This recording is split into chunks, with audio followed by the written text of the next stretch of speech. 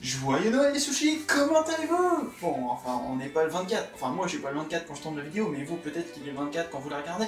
Parce qu'en fait, j'enregistre la vidéo, c'est pas du direct. Enfin, bref. Qu'il soit Noël ou pas, que diriez-vous pour cet épisode de retourner dans notre enfance? Allez, c'est parti pour revisiter les contes de Grimm.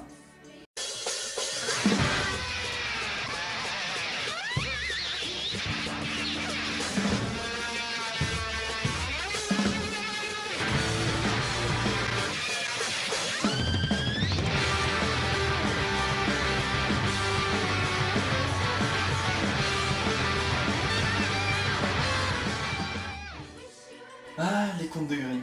Quand j'y repense, ça me ramène très loin. La petite histoire qu'on nous racontait avant d'aller pioncer. Bref, Grimm's Manga est un manga écrit et scénarisé par Kei Ishiyama. Chez nous, c'est Pika qui s'en est occupé et il comporte 2 tomes. Enfin, moi, c'est l'intégrale, du coup j'en ai qu'un, mais c'est la même chose. Déjà, le premier coup d'œil est super positif. On se dit, waouh, un conte de Noël! Parce que la couverture, elle est magnifique, on peut se le dire, et elle fait très Noël, c'est la période, que demander de mieux? Bon, par contre, j'ai pensé que la prise en main serait assez difficile, parce qu'il est gros, donc forcément, on n'a pas la même prise en main, mais parce que les couvertures étaient assez rigides, ce qui n'est pas le cas, il est très souple et très facile à manier. Ce qui donne un super bon point. Puis en plus, tu vois, ça fait comme les vieux contes, avec les lettres dorées. En plus, il y a des lettres dorées. C'est bizarre. Quelle coïncidence, dis donc. Mais que dire du contenu? Eh bien déjà, au début et à la fin, on a quelques pages avec des croquis de l'auteur et des dessins inédits, tu vois, comme les books illustrations de certains mangas. Et ben, j'ai trouvé ça bien sympathique à regarder parce que c'est très joli. Qu'on se le dise déjà, ce manga ne comporte pas tous les contes de Grimm, il faudrait soit un bouquin énormément plus gros, ou bien plusieurs volumes. Mais il contient quelques-uns des plus connus, comme Réponse, Le Petit Chaperon Rouge, Le Chat Botté, Blanche-Neige, etc., etc. Garde cependant aux puristes du genre Kei Ishiyama à l'art et la manière de détourner ces histoires qui ont pourtant traversé tant de siècles.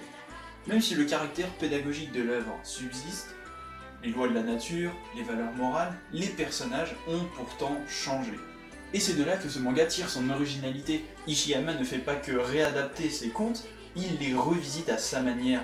Humour, sérieux, voire un peu sentimental, et ça marche.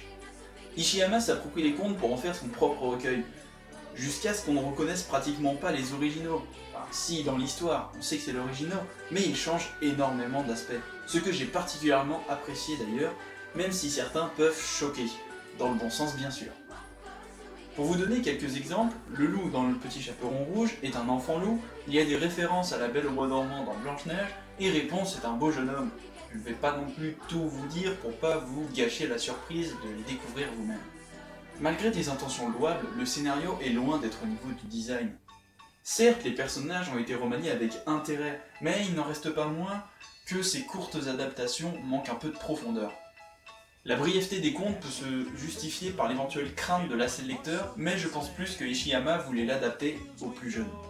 Chaque histoire, aussi petite soit-elle, ne représente qu'une petite partie de ce qu'est les contes de Grimm. Mais Ishiyama arrive tant bien que mal à nous faire revivre les contes de notre enfance en se les appropriant et en faire sa propre histoire. Personnellement, je me suis plongé assez rapidement et assez facilement dans les contes, et à chaque petite histoire, j'ai eu mon petit sourire en coin, voire même un petit rire. Mais bon, si avec l'histoire pour faire un manga, ce serait pas drôle, il y a aussi le design. Ah, je suis fort pour faire des transitions. Le design est très joli, que dis-je, magnifique.